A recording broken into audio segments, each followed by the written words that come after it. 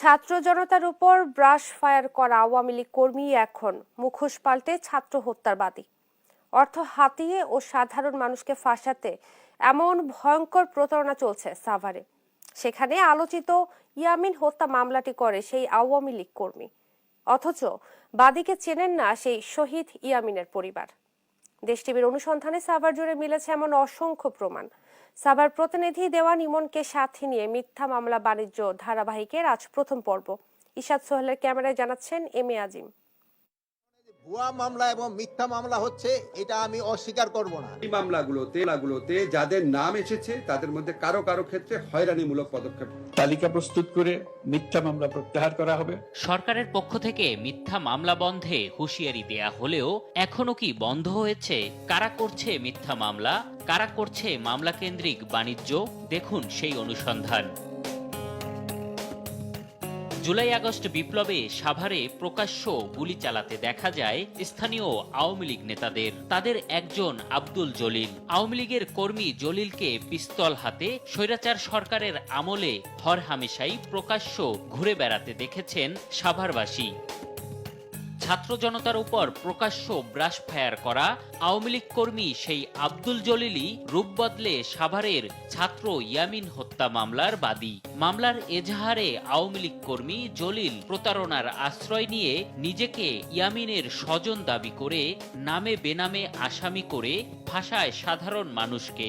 যে মামলায় নিজের পরই সাক্ষী রেখেছেন সেলিম মোল্লা নামের একজনকে। তার মুখোমুখি দেশ টিভি টিম। শুধু সাভারবাসী নয়, সেলিম মোল্লাও অবাক জলিল আসামি না হয়ে বাদী হওয়ায়।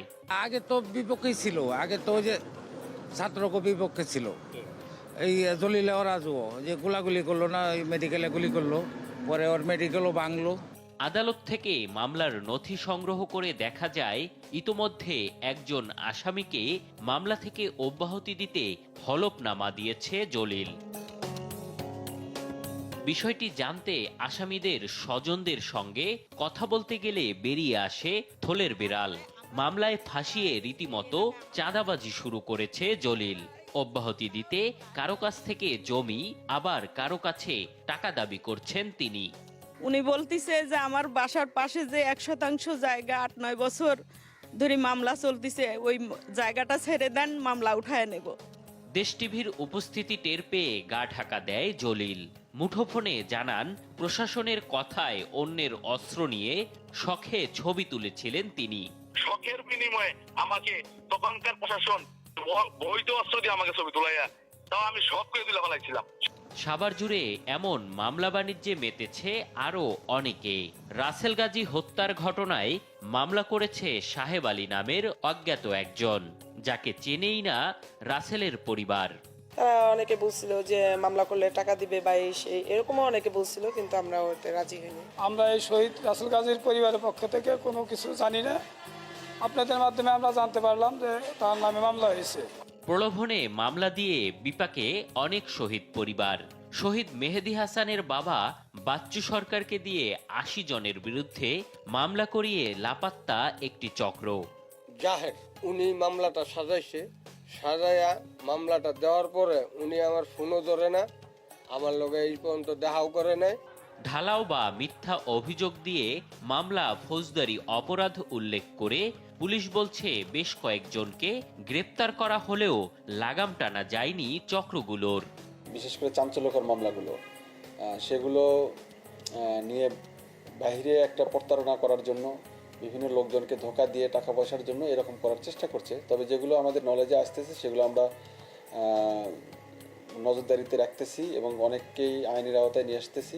আলোচিত ইয়ামিন হত্যার বিচার দাবিতে তার মামা বাদী হয়ে মামলা করলেও একই ঘটনায় আরেকটি মামলা দিয়ে রমরমা বাণিজ্য করছে জলিল। এখন কে এটা মামলা করছে, কেন করলো, তার কোন উদ্দেশ্য করলো, সে মামলায় মানে কি বর্ণনা আনছে, আপনি বর্ণনা ওই মামলার কাগজ আমাকে তো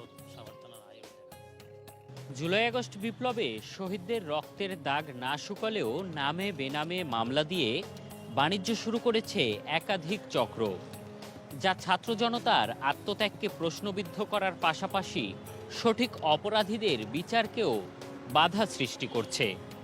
এমনটাই মনে করছেন সংশ্লিষ্টরা। এম এ আজিম, দেশ টিভি, ঢাকা।